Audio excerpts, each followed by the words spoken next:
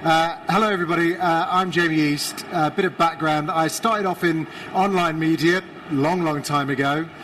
Moved into television in front of the camera, did a bit behind the camera, moved into radio, and am now currently head of podcasts for DMG alongside a whole myriad of other stuff. Basically, a massive gobshite for hire. And the reason I'm here today is because I'd say probably about 2 months ago, I put a LinkedIn post, which is always a bad idea, but I put a LinkedIn post bemoaning the fact that I couldn't find any great podcast producers. Why is this the case when there are so many TV producers struggling for work and the industry, certainly in fact ends is seemingly on its knees? And whenever I meet any of my old colleagues, they're always kind of like, oh my God, it's terrible.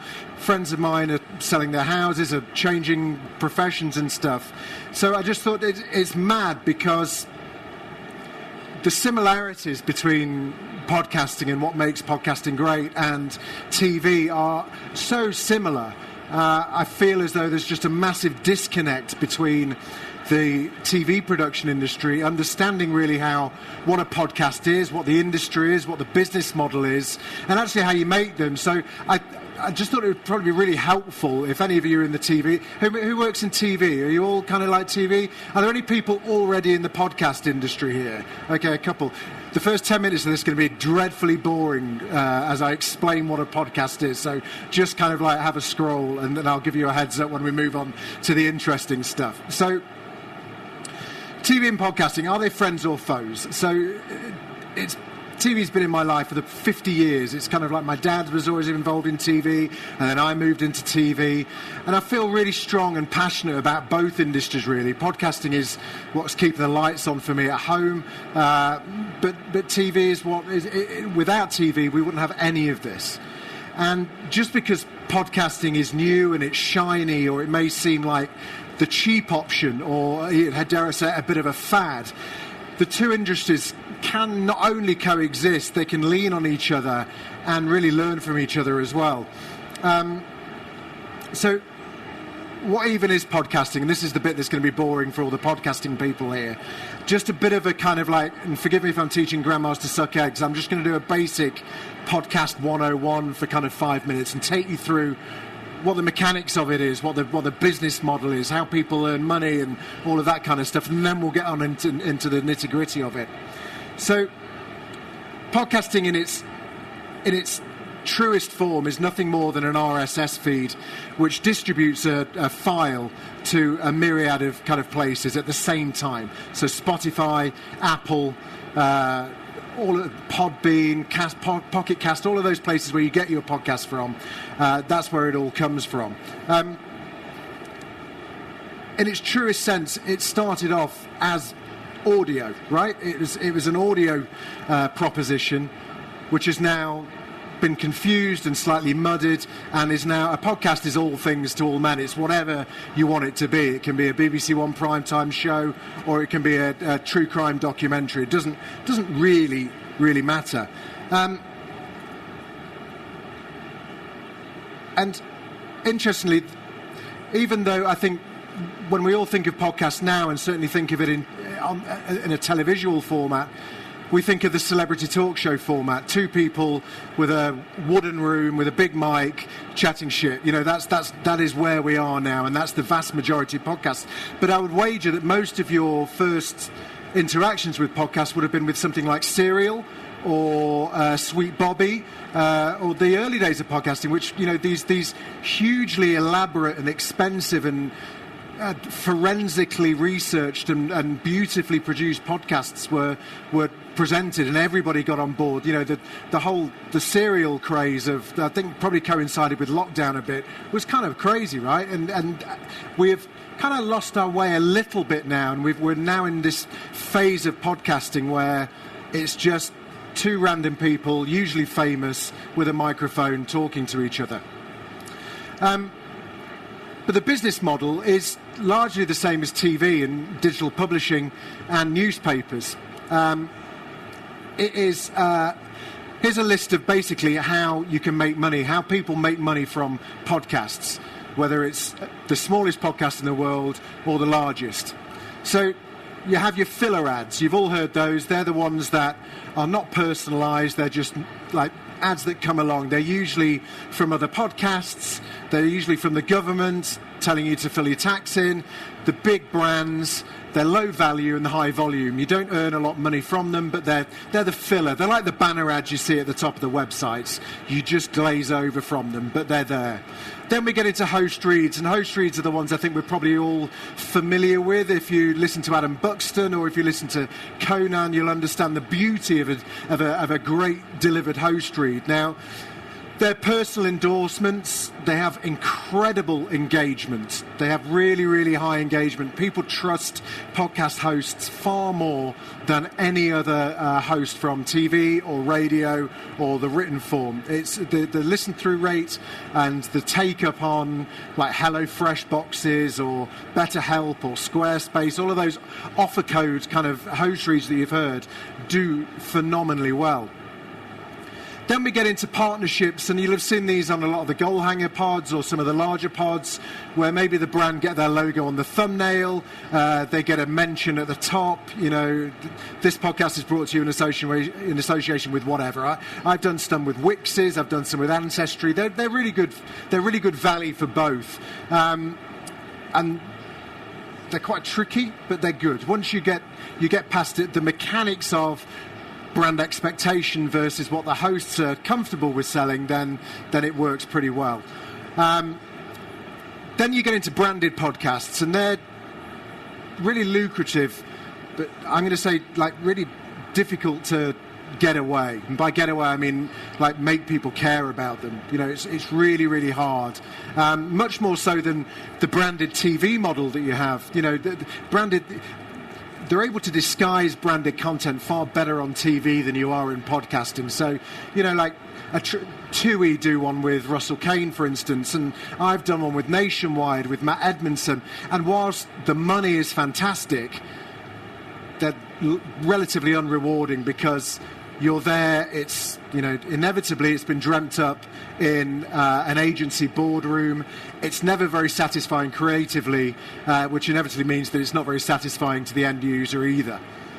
And then you get into like what we're all here for, which is IP exploitation, and this is where you as TV producers should really be looking into as well as the bonus of this. So, you know, I'm talking about The Rest is Politics selling out the O2. The Rest is Entertainment doing nights at the Royal Albert Hall. The merch, the subscriptions. You know, I think the subscriptions are the fastest growing part of Goal Hanger's business. I think they've got something like nearly 250,000 people paying upwards of £7 a month just for bonus content. And that doesn't mean that they're not selling advertising. They're still making far more of the advertising, but it gives you some indication of just how much is out there and how much people want from these brands. They want more. They want more interaction with the hosts. They want bonus content, but they also want community, and they want to be able to talk to each other as well. And if you can own that, then you're onto something really, really powerful. And that's what Goal Hanger, I think, I don't know if they've announced it yet, but they're busy building an app to say, you know, so they want to be the next Mail Online. They want to own the whole ecosystem. So not just where you're listening or watching to their podcast, but where you're reading the newsletters, where you're talking to other viewers and other listeners as well, and also where you can buy merch and tickets. So there's quite a lot in there, but podcasts, I would say, punch massively above their weight, above any other medium, above TV, above radio, above print, above digital, in terms of loyalty and engagement from the end user. When a podcast host that you listen to and trust tells you about their favourite mattress, you are far more likely to believe them than if it's just on TalkSport as an advert at 9 a.m. It's just the very nature of it, and that's why I love podcasting so much.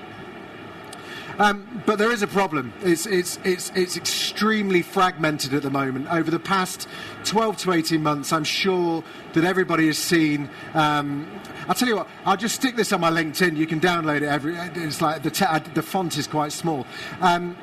Hands up who has watched a podcast in the past 6 months. Have you watched it to the end? Good. Okay, fine. Hands up who's watched a 30-second clip on Instagram of a podcast. There we go. Right, so the podcasting superpower originally was the RSS feed. It was any app, any platform. It was total freedom. And we're now in rocky land. You know, the internet or digital distribution is built on the principle that nothing is an island, that the internet only works and digital content only works if it's easy to move between it, right? And what has happened over the past 12 months is a lot of the big hitters are doing their best to create their own island and to break that link between them and the outside world. And Spotify did that when they introduced video podcasting onto there. For very boring technical reasons, which I'm happy to talk through at a later date, it breaks the RSS feed. It stops the publisher being allowed to dynamically put their adverts on this feed. It's been a nightmare. It's been absolutely shambolic, but you've got to be in it to win it now. Netflix have announced that they now have podcasts, and they do have a kind of half a dozen or so video podcasts on Netflix. Hardly any of them do very well at all, and crucially, they're not available anywhere else. There are a lot of BBC Sounds podcasts that are not available anywhere else except BBC Sounds. Traitors Uncloaked. Who's watched Traitors Uncloaked? Not as many as I had thought, actually. Okay, Traitors Uncloaked, the biggest kind of after-show podcast that's out there that has supposedly rewritten the landscape in terms of what a podcast can mean for a broadcaster, is not available to listen to on Apple or watch on Spotify. It is only available on BBC Sounds. That's confusing to the end user, right? And it's damaging to the business as a whole. Discoverability of podcasts has always been absolutely dreadful. There is no SEO for the search engine optimization, so it's very difficult to kind of like, you don't type into Google and go, what's the best true crime podcast? Crap. You will never find your podcast that way. Apple and Spotify, who are the kind of the gatekeepers of the vast amount of the audience that we have, they own the discoverability on their own platform. You know, it's manually curated. So it's a bit of an old boys club in terms of who gets the promotions, those fabled slots when you log in. And that's difficult. That's difficult for the indie. It's difficult for the mid-weight publisher. It's even difficult for the big ones as well. It's very, very hard. Most podcasts and most people discover podcasts still after all this time via someone else telling them that a podcast is great. And I presume that's how a lot of you hear about your podcast, right? The second best way is by listening to a podcast and a host from another podcast being entertaining on that podcast. So they're the two most powerful ways. Advertising doesn't really come into it, and certainly digital, SEO or discoverability isn't there anywhere. So, and that's where YouTube come in to the equation. So YouTube entered the podcast market by kind of just self-declaring themselves as the biggest podcast platform in the world, which was a massive surprise to everybody. What they mean by that is that you can upload, everybody can upload their podcast to YouTube, whether it's an audio feed or whatever. But crucially, discoverability on YouTube is fantastic. They analyze, they serve up, and that's why it's so sticky on YouTube. They are brilliant for discoverability and surfacing content that you would never ever see otherwise. So, which is a massive bonus to podcasters. So that's one of the main reasons why they have become so massive. And also the data that they offer back to the publisher and the originator is brilliant. If you're on Spotify or Apple, you have no relationship with your listener at all. You don't know who they are. You know vaguely whereabouts they are in the world. You don't really know how long they listen. You don't really know when the drop-off is. All of this is crucial in terms of working out how to make your product better. You can't market to them. You can't send newsletters. You can't send kind of surveys directly to them. You have to do it by convoluted ways, which is why things like Patreon have come up into the fold, which is why Substack now has a podcast platform on there, because you can begin to own the whole conversation, and it's hugely important. But it's now all video, right? It's become very, very confusing and very, very difficult. Back in the ye olde days of podcasting, podcasting was simple. It was cheap, it was quick, and it was easy. You know, there's a great quote here from the wonderfully named Daryl von Daniken, and it sums up what podcasting should be if we get it right. A podcast is intimate, where a videocast or a vodcast is pretty performative. A podcast invites imagination. A videocast delivers interpretation. A podcast fits into your life, where a videocast demands attention. And what he kind of means by that is that a podcast, an audio podcast, is an intimate relationship with the end user. It's right in your ear. And it's also crucially one of the only forms of media that doesn't ask you to stop what you're doing to pay attention to it. It allows you to go about your day. It allows you to walk the dog. It allows you to kind of go for a run. It's there, and it becomes kind of part of your subconscious. And video has changed that. It has completely changed that. It's changed everything from, you know, you're all TV people, right? You know how long an edit takes in Avid or Premiere Pro versus just doing a slice of an MP3. You know how difficult the difference between trying to persuade a guest to come on and talk about something that perhaps is very difficult to them. It's hard enough when they've just got a microphone in the room, but when there's 3 cameras, it changes the power dynamic. And also from a talent perspective, from a presenter's perspective, it becomes television, you know, and all of the ego and the kind of hopes and dreams that come with that, right?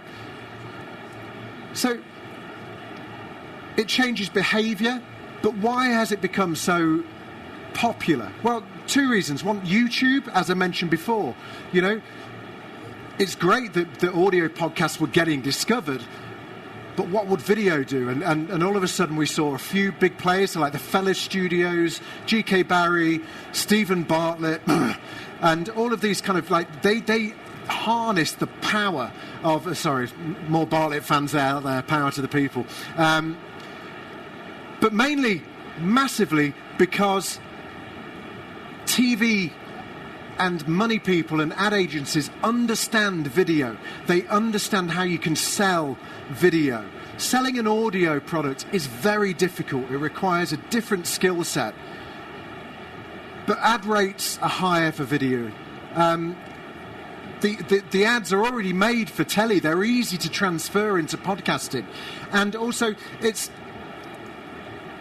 just something that everybody feels more comfortable with. You know, it was 5 years ago, it was still quite difficult to get a high-profile talent to come and host a podcast because it felt just a little bit shit. You know, it felt a little bit naff. It was just like, you know, the big mic, you know, sat in the little room. It's like, I'm used to shiny floors, I'm used to runners, I'm used to an Addison blacked out Addie Lee, you know, all of that stuff. Podcasting was the antithesis of that.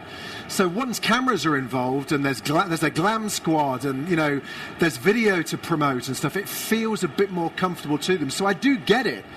And I'm really old, right? I'm on about my 5th pivot to video. Is anyone here old enough to remember when everybody pivoted to Snapchat and everybody all of a sudden, there were whole departments created and 50 people per like news publisher just making video for Snapchat. It lasted 12 months and they all lost their jobs and lost millions of pounds.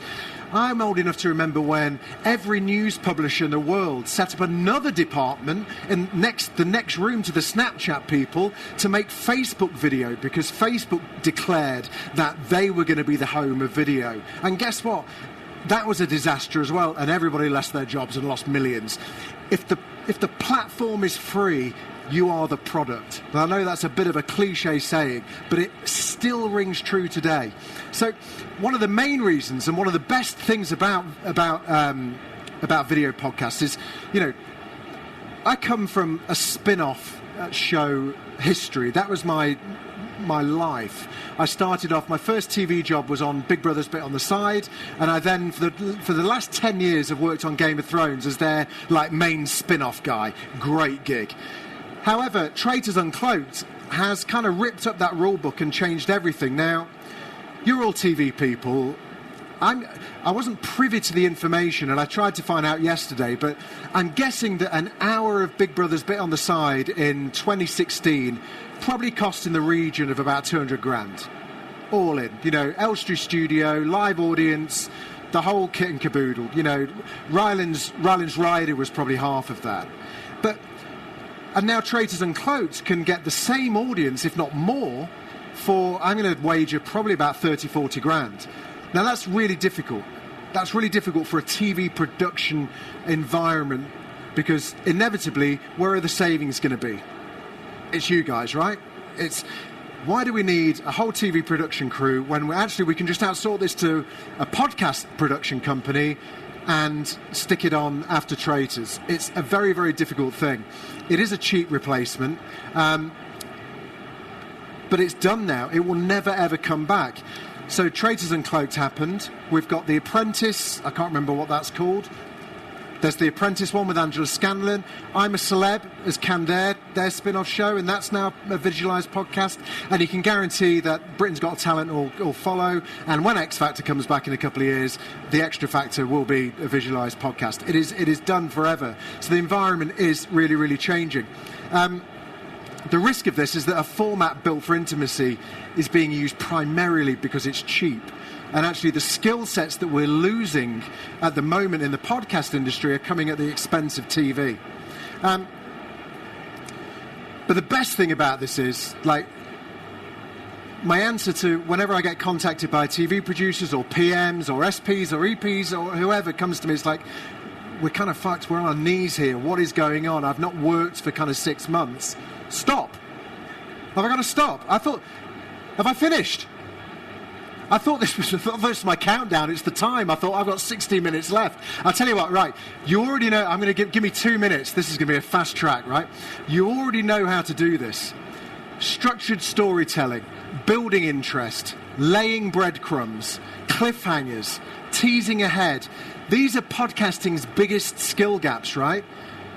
Podcast producers are generally glorified editors. That was how this industry has been born. It was born out of people who simply knew how to use the kit.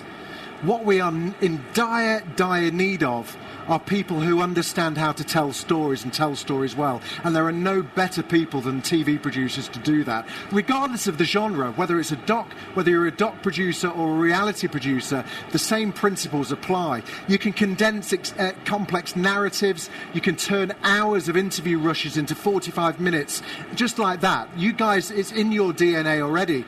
The challenge is that it's a bit more of a one-stop shop. So the days of just being a producer in podcasting are over. You have to know how to edit. You have to know your way around Photoshop a bit. You have to understand what makes a great social clip. And I'm going to come on to why the benefits are, because the money's not as great either. The harsh reality is that there are some areas of TV that just don't exist in podcasting. If you're a grader, if you're a mastering engineer, if you're, the highly specialised stuff that TV requires to be compliant, just don't exist in podcasting anymore. And that's the brutal reality. Areas of AI are changing things. You can do a multicam edit of a podcast in 30 seconds. So this is what you've got to play with. But the benefits of getting in as a TV producer early doors are ownership, IP, and the long tail. You have got the opportunity now to have some skin in the game, which is the hardest thing to get in TV, right? Everybody wishes they were in that room when 50-50 phone a friend and ask the audience was dreamt up, right? There was a guy called Neil, who was a producer on Big Brother Bit on the Side, who went to buy a sandwich and missed out on that conversation, and probably missed out on about 5 million quid as well, and he never got over it. But the benefit of podcasting is that you can get in and own a bit of this, get some skin in the game early doors, and that is invaluable, right? That is hugely, hugely valuable. So the talk show format, I'll be 2 minutes, don't show, I'm going to get wrestled to the ground in a minute. I'm personally, and I speak from experience at DMG, I've now got 5 podcasts at various stages of development in with streamers, with linear broadcasting, and with doc makers as well. They are desperate for our content. podcasts are the number one incubation ground for long-form content, especially factual, especially docs, especially true crime. I'm getting asked all the time to have visibility of my slate. You know, conversation pods are difficult because they're so talent-based. But if you've got access to talent, which you have, and you've got relationship with talent, and you can bring together the next Richard Osman and Marina Hyde and be part of that conversation, you're onto a winner. You own these relationships already. Podcast people find it very difficult to create those relationships. So, to wrap up, and sorry I had to rush through that, and I will share this slide on LinkedIn if anybody wants to download it. And there's a longer version of basically a load of waffle that I did last night. I hope I've not bamboozled you with boringness, but I feel really strongly about both industries. TV's been part of my family's life for the best part of 50 years, but podcasting's what's keeping the lights on at home, and actually for a lot of ex-TV people as well. But the skills, the intuition and the experience of the TV workforce remain hugely valuable. So just because podcasting is new and shiny, and it might seem like the cheap option or a little bit naff, the two industries can coexist and lean on each other and learn from each other. Thank you very much. Hope it's been helpful.